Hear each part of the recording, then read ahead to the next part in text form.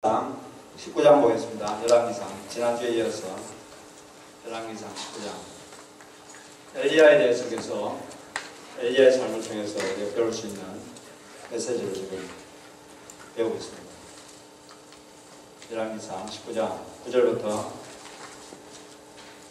18절까지 제가 갖고 있는 성경으로 549페이지입니다. 자, 한 절씩 교독하겠습니다. 제가 한 절 읽고 여러분 한 절 읽고. 엘리야가 그곳 굴에 들어가 거기서 머물더니 여호와의 말씀이 그에게 임하여 이르시되 엘리야야 내가 어찌하여 여기 있느냐. 내가 여호와의 하나님 여호와께 열심히 예배하니 이스라엘 자손이 주의 은혜를 들고 주의 재단을 끊으며 물러 주의 선지자들을 죽였으며 오직 나만 남았거늘 그들이 내 생명을 찾아 빼앗으려 여호와께서 이르시되 너는 나가서 여호와 앞에서 산에 서라 하시더니 여호와께서 지나가시는데 여호와 앞에 크고 강한 바람이 산을 가르고 바위를 부수나 바람 가운데에 하나님 여호와께서 계시지 아니하며 바람 후에 지진이 있으나 지진 가운데에도 여호와께서 계시지 아니하며 지진 후에 불이 있으나 불 가운데에도 여호와께서 계시지 아니하니 불 후에 세미한 소리가 있으나 엘리야가 듣고 겉옷으로 얼굴을 가리고 나가 불 어귀에 서매 소리가 그에게 임하여 이르시되 엘리야야 내가 어찌하여 여기 있느냐.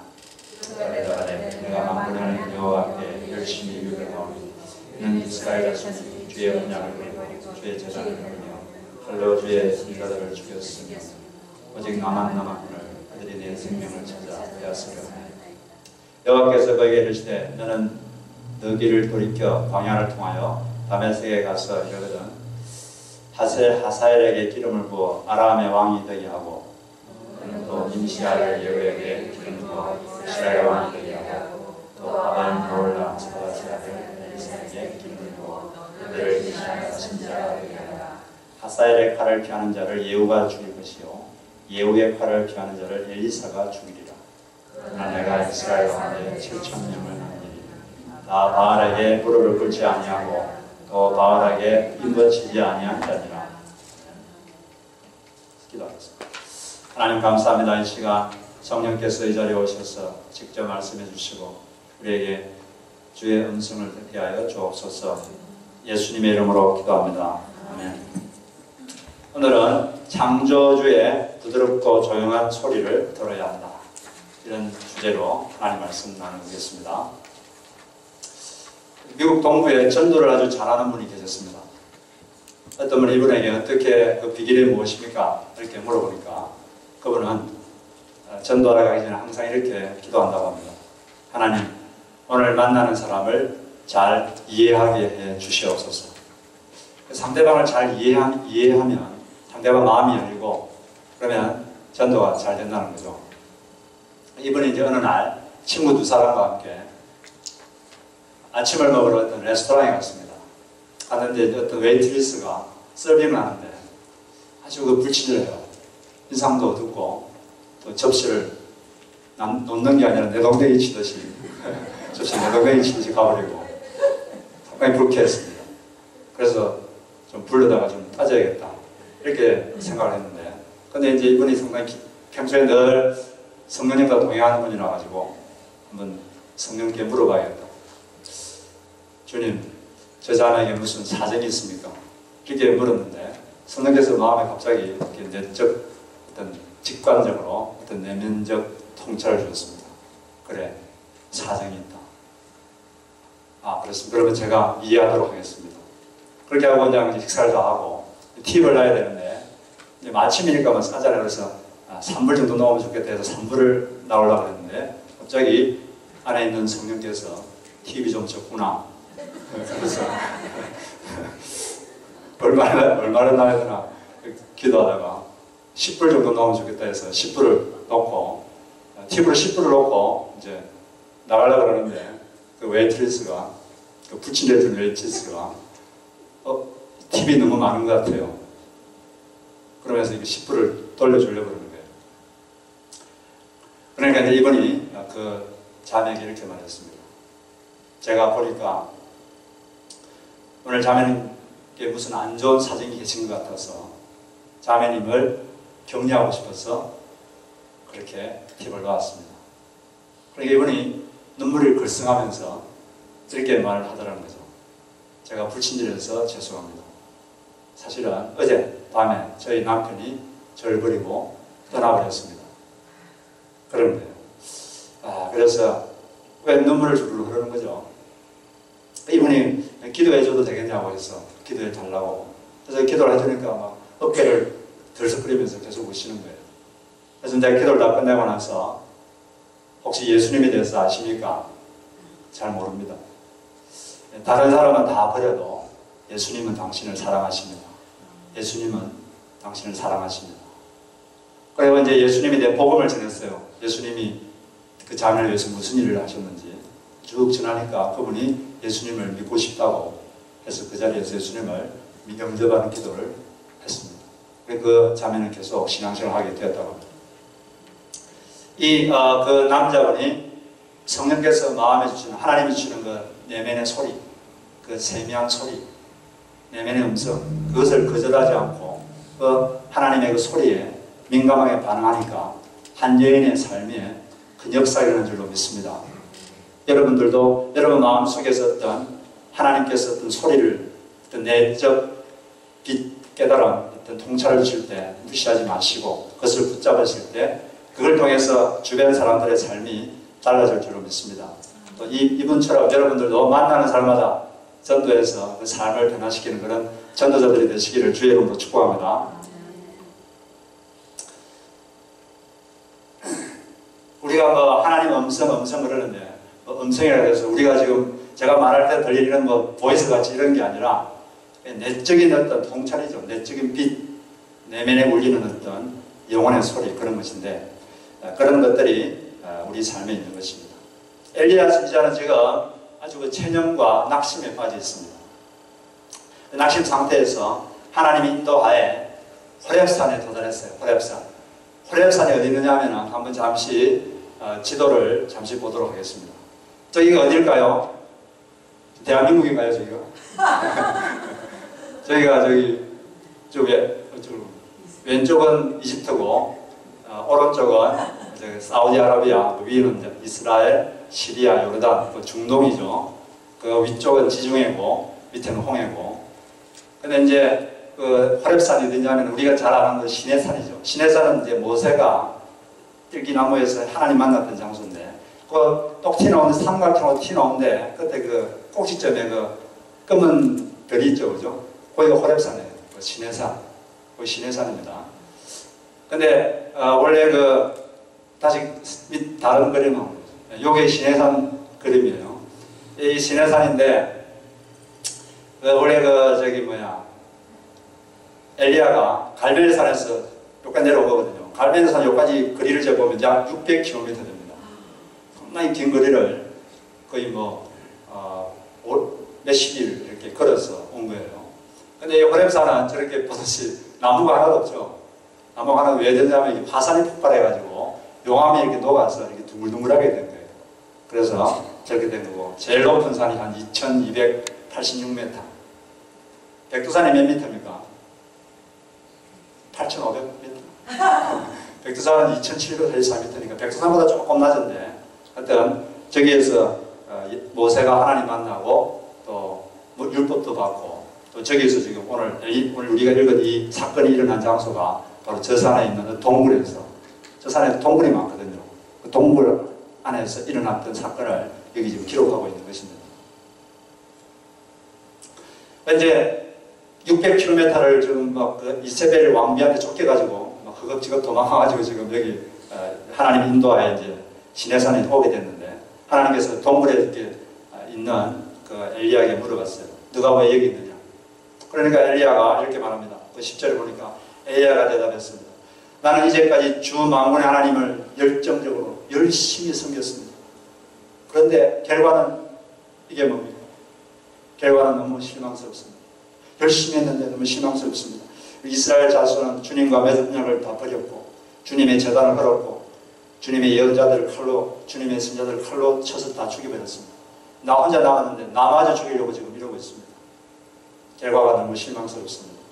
하나님께서도 가만히 계셔서 계셨습니다. 이런 약간 그런 분위기로 가고 있는 것 같아요. 열심히 했는데 실망스럽습니다. 근데 그런 이제 약간 낙심한 자세, 어떤 체념의 상태로 이렇게 하나님께 말을 한 거예요. 이렇게 완전히 체념에 빠진 엘리야가 다시 회복돼가지고 다시 그 여호와 신앙이 불이 거의 끄지려고 그러는데 다시 여호와 신앙의 불꽃을 피우고 이스라엘의 영적 부흥의 불꽃을 다시 이렇게 역전시키는 사람이 됩니다. 어떻게 이 낙심에 빠진 이 엘리야가 회복되고 나니라 다시 이 흐름을 이스라엘의 흐름을 역전시키는가, 그걸 한번 잠시 살펴보겠습니다. 먼저는 은밀한 만남을 통해 창조주의 세미한 내면의 소리를 들었기 때문입니다. 은밀한 만남을 통해서 이 하나님의 세미한 내면의 소리를 들어야 되는 것이죠. 엘리야가 이제 기도해서 하늘에서 불이 내리고 안 오던 가뭄이 없어지고 비가 내리고 그랬는데 뭐가 좀 잘 되는 것 같았는데 또 악한 이세벨 왕비가 권력자가 저기를 가지고 죽이려고 하니까 모든 것이 허사가 되는 것처럼 그렇게 보였습니다. 그런데 이 낙심한 그에게 왜 그를 어떻게 회복시켰느냐, 하나님께서는 세미한 소리, 부드럽고 조용한 소리, 영어로 하면 gentle whisper, 부드러운 속삭임, 이걸 통해서 그 사람을 영혼을 완전히 다시 회복시켰습니다. 호렙산 굴속에 있는데 하나님이 내가 지금 지나갈 테니까 굴 밖에 나와서 서 있으라 그랬어요. 지나간다는 건 하나님이 그곳에 임재하시겠다는 거거든요. 그래서 이제 기다리고 있는데 처음에는 강한 바람이, 돌풍이 막 불었습니다. 너무나 바람이 불었든지 그냥 바위가 터질 정도로 그 속에 하나님이 임재하는 줄 알았는데 그 속에 하나님이 안 계셨어요. 하나님 거기에 임재하지 않았습니다. 그러면 이제 돌풍이 끝나고 다음에 막 지진이, 무슨 산이 막 흔들렸어요. 이 속에 지진과 함께 하나님께서 임재하시나 생각했는데 그 속에도 하나님이 계시지 않았어요. 하나님이 임재하지 않았습니다. 근데 그 다음에 또 막 지진이 끝나고 막 불이 붙었습니다. 산에 불이 붙었는데 불과 함께 옛날에 그 제단에 불이 맺듯이 하나님이 또 이곳에 임재하시나 이렇게 기대했는데 그곳에도 하나님은 임재하지 않고 하나님의 존재는 거기 없었습니다. 근데 그 다 세 가지가 다 끝나고 갑자기 어떤 조용한 소리, 아주 부드럽고 조용한 세미한 소리가 들렸어요. 근데 그 소리를 타고 하나님이 임재하셨습니다. 그 소리와 함께 하나님께서 그 엘리야에게 그 동굴에 역사하셨어요. 그 소리를 듣고 엘리야는 사람이 새로워졌습니다. 그리고 이거 하나님이 주신 내면의 그 소리, 내면의 빛, 내면의 통찰, 직관적 깨달음, 그걸 듣자마자 그는 살아났고 그에게 새로운 사명이 주어졌고 이제 여호와 신앙을 앞지하는 아합과 이세벨 가문을 다 벌하고 다시 여호와 신앙의 붕을 일으키는 하나님의 계획을 듣게 되는 것입니다. 근데 여기서 하나님께서 임재하실 때 뭐 바람이나 지진이나 불 같은 그런 화려한 외적 현상과 함께 임한 게 아니라 아주 그 세미한 소리, 부드럽고 조용한 소리와 함께 임했다는 것, 이게 상당히 우리가 관심을 기울여 봐야 되는 것입니다. 하나님께서는 이렇게 자주 이렇게 내면의 소리를 통해서 우리에게 임하는 것입니다. 이 소리를 들을 때 우리 영혼이 새로워지고 또 밖에서 나가서 활동할 능력을 갖게 되는 것입니다. 여러분들 이런 하나님의 소리를, 여러분 내면에 있는 그 소리를 들으실 수 있으시길 바랍니다. 신명기 8장 3절에 보면 사람은 하나님께서 나오는 말씀으로 산다고 했습니다. 인간의 영혼은 하나님의 소리를 들을 때 영혼이 살아나는 거예요. 근데 아담과 하와는 하나님 명령을 어긴 후부터 이 하나님의 소리를 피해서 막 도망다녔습니다. 어떻게 하면 하나님의 소리를 듣지 않을까? 창세기 3장 8절에 보면 그들이 그날 바람이 불 때 동산에 그리시는 여호와의 하나님의 소리를 듣고 아담과 그의 아내가 여호와 하나님의 낯을 피하여 동산 나무 사이에 숨은지라. 하나님의 소리가 막 들리니까 숨었어요. 그 소리를 들으려고 가까이 간 게 아니라 막 도망갔습니다. 안 들으려고. 이게 인간이 타락한 후에 계속적인 인간의 모습이에요. 계속 하나님의 음성과 하나님의 말씀과 자꾸 멀어지는 거죠. 그래서 하나님께서 자주 사람들에게 말하죠. 들으라. 자주 이렇게 말씀하십니다. 신명기 6장 4절에 이스라엘아 들으라. 우리 하나님 여호와는 유일한 여호와십니다. 들으라. 나의 말을 들으라. 나의 소리를 들으라. 들을 때 살 줄로 믿습니다. 들으면 하나님의 소리가 내면에 들리면 그 영혼이 갑자기 살아납니다. 이거는 보이지 않지만 놀라운 내적 혁명입니다. 이 다니엘 김이라는 선교사가 있는데 이 아버지가 일본의 그 야쿠자입니다. 깡패죠, 조포. 이 다니엘 김 어릴 때 아버지가 일본에 이제 감옥에 갇혀 있는데 어머니가 그 감옥에다가 편지를 보냈어요. 편지는 약간 어머니는 일본 사람 중에 믿는 사람이 별로 없는데 믿는 사람이었는데 거기에 신앙적인 편지를 내용을 적어서 보냈습니다. 근데 이상하게 그전에는 그 아버지가 항상 하나님이 살아계시나 이런 의심이 많았고 별로 믿지 않았는데 그날 밤에 읽고 있는데 그게 그 내용이 믿어지면서 예수님의 복음이 깨달아지는 거예요. 그리고 하나님이 계시다는 게 갑자기 믿어지고 하나님이 왜 나를 사랑하실까? 하나님 왜 나 같은 죄인을 용서하십니까? 이런 막 생각이 들면서 그날 밤에 자기도 모르게 뜨겁게 가슴으로 예수님을 만났다고 합니다. 그래서 아버지가 자신이 죄인이라는 생각이 들고 이렇게 이제 깨닫게 되니까 하나님 앞에서 옷을 입고 있는 것이 좀 죄송하다는 생각이 들어서 그 자리에서 옷을 다 벗었습니다.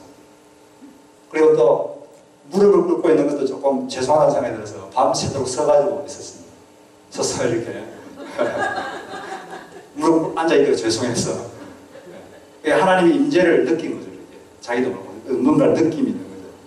그리고 제가 많이 용서받았으니 앞으로 많이 하나님 사랑하겠습니다. 그리고 그 감옥 나와서 그때부터 이제 결심한 대로 교회 장로님이 돼가지고 교회를 하나 개척해서 열심히 평생 섬기었다고 합니다. 이 그 사람 마음속에 내 어떤 내면의 소리가 들리니까 하나님의 소리가 들리니까 그 영혼이 확 바뀐 거예요. 이런 역사들이 여러분 있으시길 바랍니다. 부드럽고 조용한 내면의 소리 그런 것들을 사모하십시오. 하나님 저도 하나님 창조주의 그 내면의 소리가 저에게 들리게 해주시옵소서. 간절히 기도하시면 하나님이 기도를 들으시거든요. 살아계시니까. 그러니까 한번 기도해보세요. 그런 걸 잘 못 그런 걸 경험해 보시면 간절히 한번 기도해보세요. 저도 대학생 2학년 때 하나님이 살아계시는지 의심이 돼가지고 제가 2학년 4월 말부터 기도하기 시작해서 하루에 3번씩 하나님이 살아계시면 제발 좀 되게 확신해 주십시오. 그렇게 했는데 6개월 후에 그런 확신이 갑자기 들더라고요. 갑자기 일어날 내 영혼 속에 울리는 소리가 있었던 것입니다. 그래서 기도하시면 하나님께서 그 기도를 들으실 줄 믿습니다. 그런데 하나님께서 엘리야에게 하나님의 소리를 들려주기 위해서 엘리야를 그 사역의 현장에서 불러내고 사람들이 많이 다니는 길거리에서 부르면서 어디서 만나줬습니까?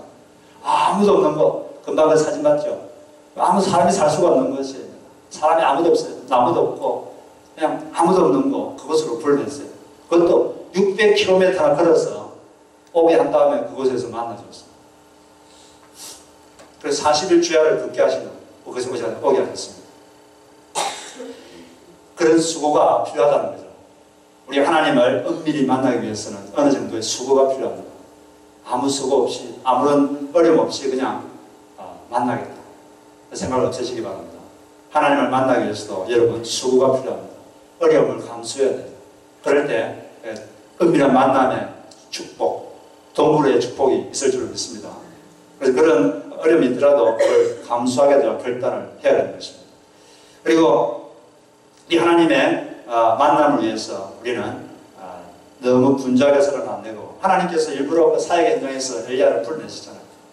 조용한 곳으로 데려가셨잖아요. 조용한 곳에서 하나님 만나시는 것입니다. 하나님께서 모세를 만날 때도 사람 많은 궁궐에서 안 만나줬어요. 바로 이 시내산 아무도 없는 곳 오직 하나님과 모세만 있는 그곳에서 만나줬습니다. 하나님을 만나기 위해서 너무 분주하게 살지 마시고 그 하나님 만나기 위한 수고를 마다하지 마시고 그렇게 하실 때 하나님께서 만나줄 줄 믿습니다. 시간을 따로 하나님 그 시간을 따로 떼놓으시고 그 시간을 다른 것에 양보하지 마시기 바랍니다. 우리가 매일 큐티를 하고 있는데 큐티는 말씀과 기도를 통해서 하나님 만나는 것이죠. 그래서 우리가 말씀 묵상하는 것도 그런 세미한 하나님의 소리를 듣기 위함입니다. 성경을 읽다 보면, 묵상하다 보면 갑자기 어떤 말씀이 마음에 탁 와닿는 게 있죠. 그게 하나님께서 여러분에게 하시는 말씀이에요. 그래서 우리는 말씀 묵상할 때마다 하나님, 저희 내면을 변화시킬 그 하나님의 세미한 소리, 그것이 들리게 해주십시오. 이렇게 기도하고 말씀 묵상할 때 들립니다. 할렐루야. 근데 하나님은 이렇게 계속 말씀하시는데, 사람들이 하나님이 말씀하시는데 그것이 그냥 단순한 내 생각이다, 이렇게 그냥 간주해버리고 그냥 별거 아닌 것처럼 넘어갈 때가 상당히 많습니다.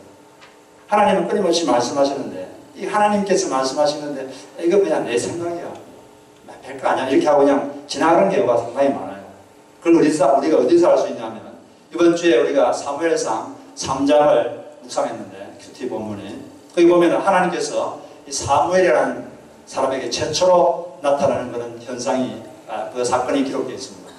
거기 보면 하나님께서 사무엘을 불렀어요. 사무엘아 불렀는데, 사무엘은 하나님이 불렀는데 이 사람이 부르는 것처럼 생각했어요. 사람이 말하고 거의 비슷하거든요. 비슷했기 때문에 그러지 않게. 그래서 옆에 있는 엘리 제사장이 가가지고 저 불렀습니까? 그러니까 근데 부른 적 없다. 다시 하나님이 사무엘아. 근데 이 하나님 불렀는데 사람이 불렀다라고 그저 착각한 거예요. 그것처럼 하나님의 이 음성이 하나님께서 말씀하셨는데 사람이 내가 그냥 내 생각에 이렇게 생각하기 착각하기가 쉽다는 것입니다. 세 번이나 이렇게 시행착오를 하고 나서야 엘리가 깨닫고 하나님이 말씀하신 거구나, 부른 거구나. 그래서 한 번 더 말씀하시면 여호와여 말씀하옵소서, 주의 종이 듣겠나이다, 이렇게 말해요. 그래서 이제 네 번째 사무엘 했을 때 그렇게 말하니까 하나님께서 이렇게 말씀을 계속 하셨습니다. 이것처럼 하나님께서 분명히 하나님께서 나에게 말씀하신 것인데 그냥 이건 내 생각이다, 이렇게 착각할 때가 많다는 것입니다. 여러분 안 그런 것처럼 보이는데 그럴 때가 많다니까요. 하나님은 끊임없이 말하고 있어요. 근데 그냥 이걸 대수롭지 않은 것처럼, 이 사무엘이 하나님이 불렀는데 엘리가 불렀다고 생각한 것처럼 그렇게 착각할 때가 있다는 거죠. 그래서 여러분들이 분별력이 필요합니다. 디설먼트가 있어야 하나님의 소리를 들을 수 있어요. 근데 하나님의 소리는 뭐 이렇게 천둥번개처럼 아주 항상 특이하고 희한한 그런 식으로 임하는 게 아닙니다. 그냥 내 생각처럼, 내 생각인 것처럼 그렇게 그냥 임할 때가 자주 있어요. 그냥 내적 통찰, 직관적 깨달음, 이런 것처럼 우리에게 임하는 거죠. 그렇지만 그런 것들은 우리 마음에 평안이 있고 기쁨이 있고 또 성경의 원리와 합치되는 그런 특징이 있죠. 그래서 이것을 잘 분별하셔서 하나님께서 하신 하나님의 소리인데 이걸 단순히 내 생각으로 지배해버리고 그냥 대수롭지 않게 넘어가는 그런 일이 없으시기 바랍니다. 하나님께서 하신 말씀을 꼭 붙잡고 삶에 놀라운 역사가 일어날 텐데 그냥 무슨 아무것도 아닌 것처럼 그렇게 지배해버리면 안 되겠죠. 그래서 그런 분별력을 여러분 가지시기 바랍니다. 근데 사무엘이 이렇게 주의 음성을 분별하는데 이게 불렀는데 이게 하나님의 음성이다, 이걸 분별하는 과정에서 하나님은 이 시행착오를 겪도록 하셨습니다. 그리고 만약에 이럴 수도 있잖아요. 한번 불렀는데 사무엘을 못 알아들으면 하나님이 좀 자세하게 설명할 수도 있잖아요. 사무엘아, 그 엘리 제사장이 부른 거 아니다. 내가 부른 거니까 그거 하지 마라. 내가 지금도 말할 테니까 잘 들어. 이렇게 자세하게 말하면 쉽잖아요. 그죠? 근데 하나님 그렇게 하지 않고 세 번이나 엘리 제사장한테 가서 물어보도록 하셨어요. 그리고 엘리 제사장이 가르쳐 주니까 그때서야 알도록 사람을 통해서 하나님의 음성이 뭔지를 깨닫도록 이렇게 사람의 지도를 받도록 하셨습니다.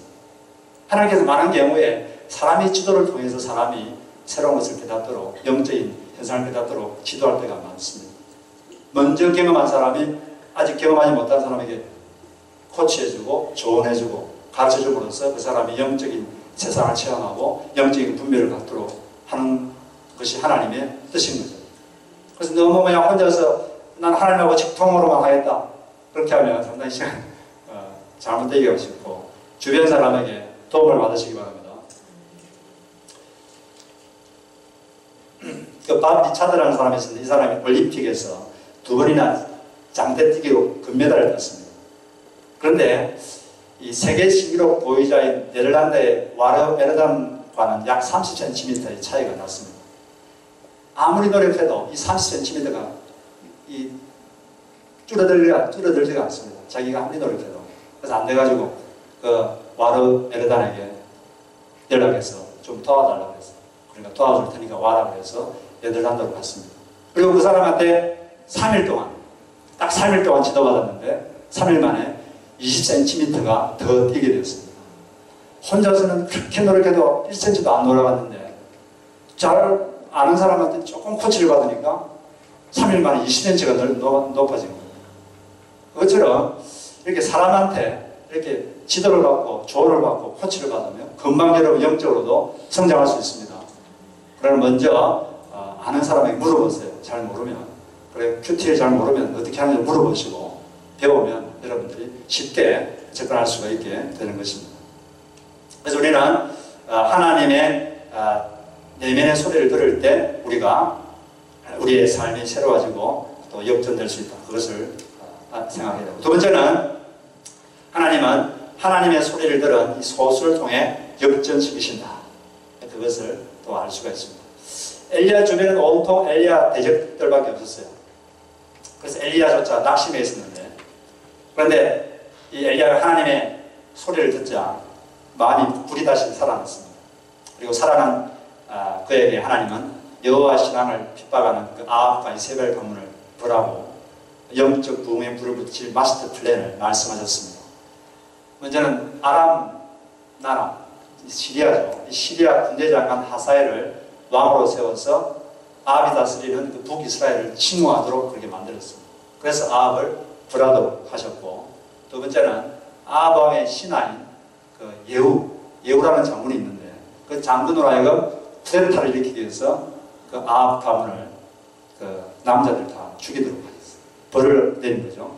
그 다음에 이제 엘리사라고 하는 선지자를 엘리야 후예자로 세워서 아합과 이스라엘 가문이 그 영적으로 더 이상 힘을 발휘하지 못하도록 하셨고, 그렇게 하신 거죠. 그리고 엘리사를 통해서 계속 영적 부흥이 일어날 수 있도록 그렇게 하나님이 조치를 취했습니다.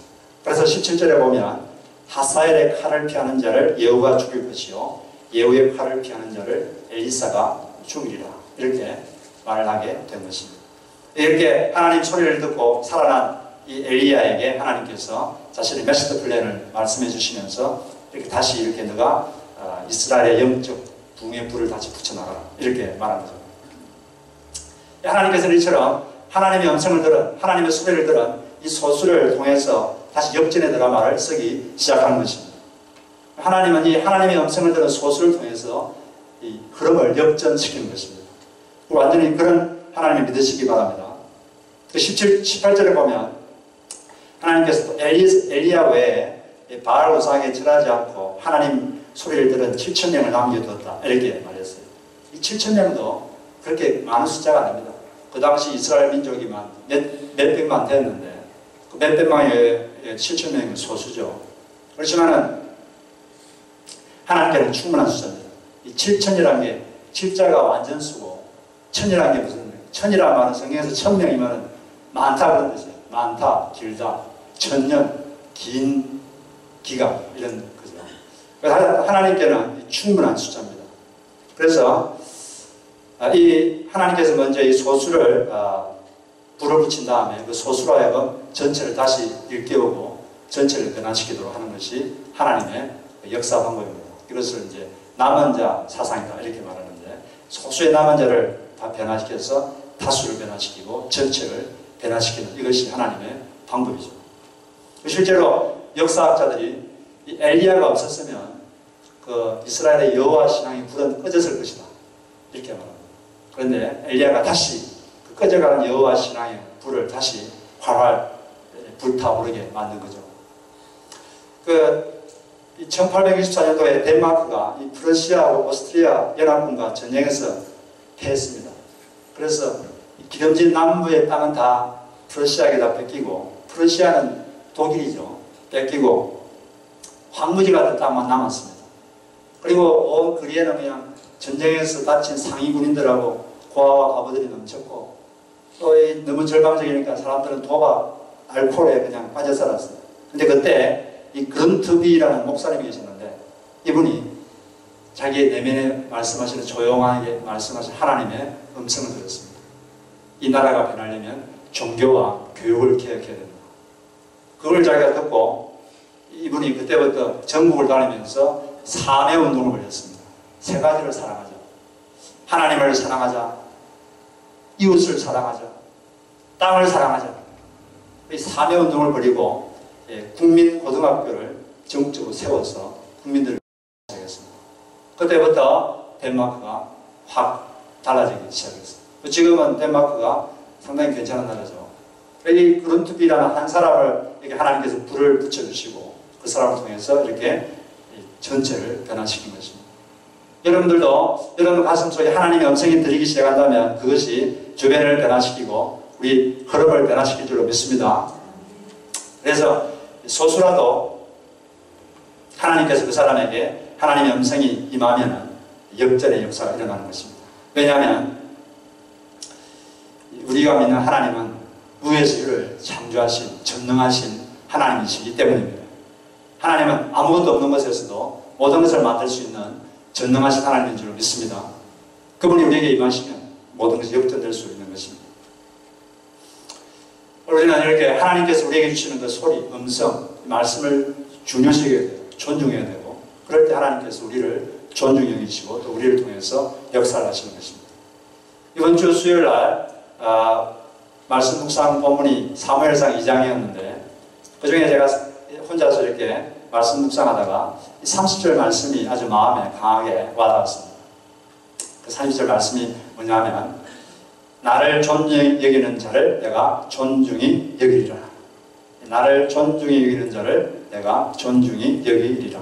한번 따라해 보겠습니다. 같이 시작. 나를 존중히 여기는 자를 내가 존중히 여기리라. 네, 이 말씀이 딱 와닿았습니다. 그러니까 하나님을 존중히 여긴다 이 말은 하나님의 말씀을 존중히 여기는 거거든요. 하나님의 음성을, 하나님의 소리를 존중히 여기는 것입니다. 그 사람 하나님이 존중히 여겨주겠다. 네, 그런 말씀이죠. 이 말씀과 연관해서 한 인물이 기억이 났습니다.